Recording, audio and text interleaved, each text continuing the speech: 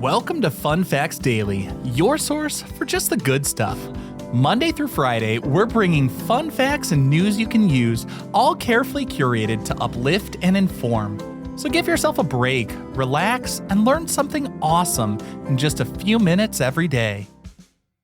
Hi everyone, I'm Kyle Wood, and today we're going to be learning all about the luge, one of the fastest and arguably most dangerous sports in the Winter Olympics. But before we get into the facts, let's warm up our brains with a little challenge to see if you can tell fact from fiction.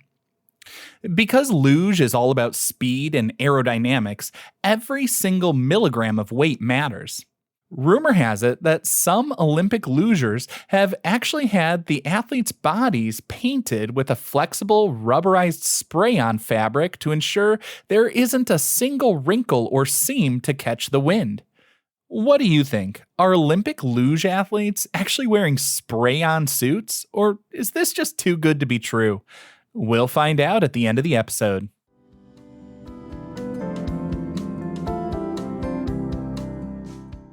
Now for your word of the day. Our word for today is kufen. That's K-U-F-E-N.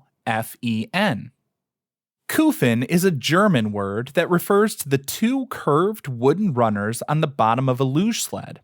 In most sledding sports, the runners are made of solid steel, but in luge, the main body of the runner is crafted from high-quality, flexible wood, usually ash or maple, which is then tipped with a thin strip of specialized steel.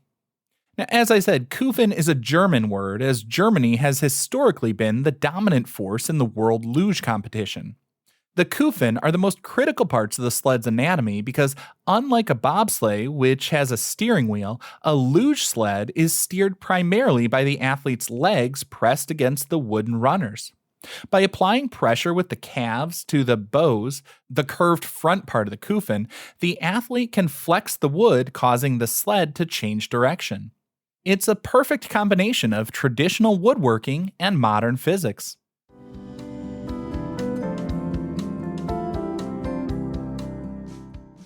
Time for your daily high five, our top 5 fun facts about luge. Number 1. Luge is timed to the thousandth of a second. In most sports, a tenth or even a hundredth of a second is enough to separate the winners, but in luge, the margin for error is so small they actually measure time to 3 decimal places. To put that in perspective, a blink of a human eye takes about 300 thousandths of a second. This means an Olympic gold medal for the luge could be won or lost by a margin 300 times faster than you can blink. Because the timing is so tight, officials have to use sophisticated infrared sensors at the start and finish lines.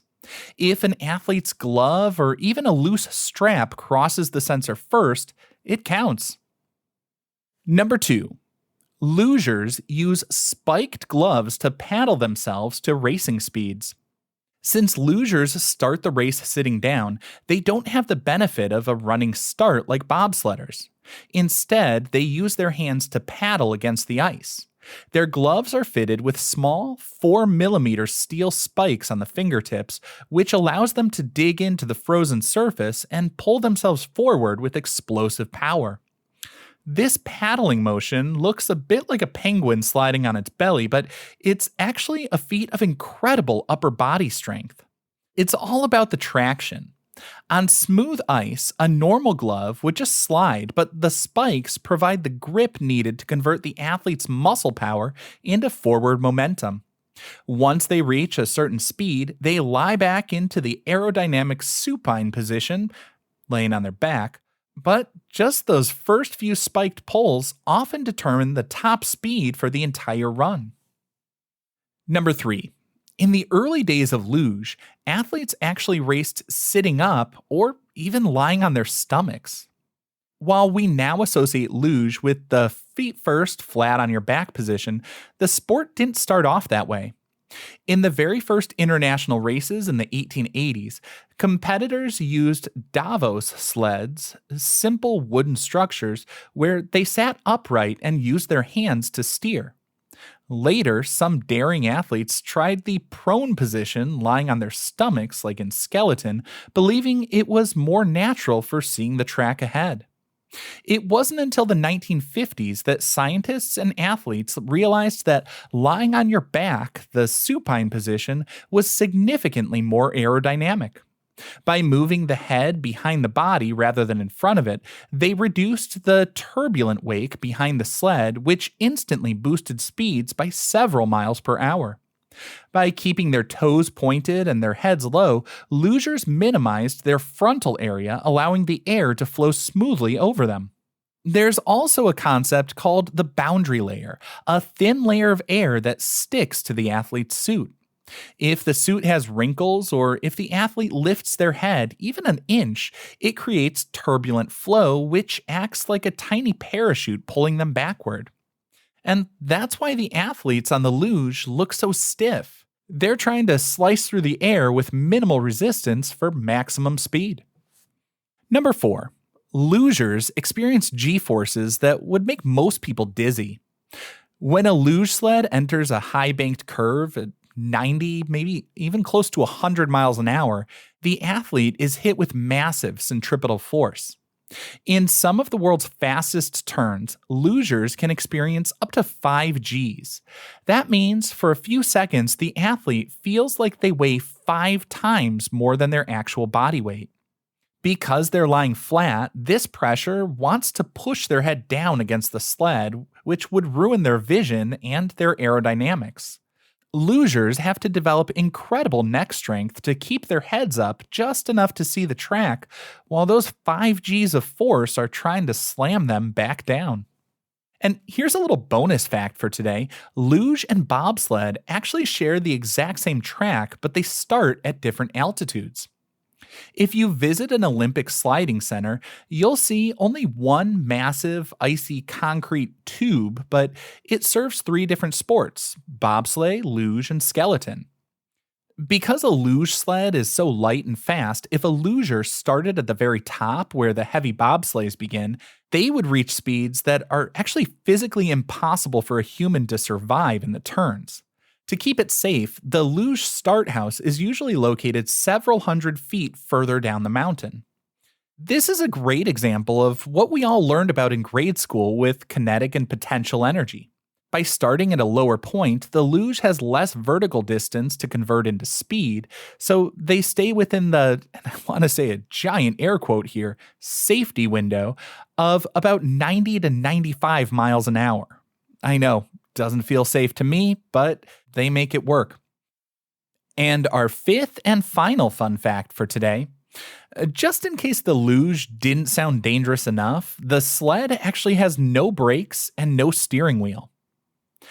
Perhaps the most terrifying fact about luge is that once the athlete starts, they're on a gravity-powered rocket with no mechanical way to stop. The sled is steered entirely by a combination of shoulder pressure, calf pressure on the Kufin, and subtle shifts in body weight. To stop at the end of the race, the track actually usually tilts upward to use gravity as a natural brake, and the athlete eventually sits up to use their body as a wind brake. This lack of mechanical control means the athlete has to be perfectly in tune with the feel of the ice. They aren't just riding the sled, they kind of become one with it, reacting to every bump and vibration in the track to keep the sled from oscillating and fishtailing.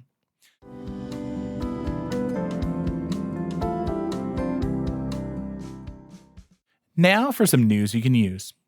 If you ever find yourself on a sled, the most important trick is to have soft hands. In luge, the sled is steered by your calves and shoulders, and beginners often make the mistake of oversteering or fighting the sled. This creates unnecessary friction between the steel runners and the ice, which acts like a tiny brake and eats away at your speed. The luge sled is designed to follow the path of least resistance. When you steer smoothly and only when necessary, you allow the sled to glide on a microscopic layer of water created by the pressure of the runners against the ice. If you steer too hard, the runners dig into the ice, increasing the surface area contact and slowing you down.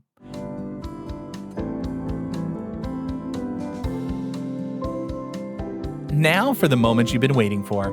At the beginning of the episode, I asked, are those tight outfits literally painted on? This one's a fallacy.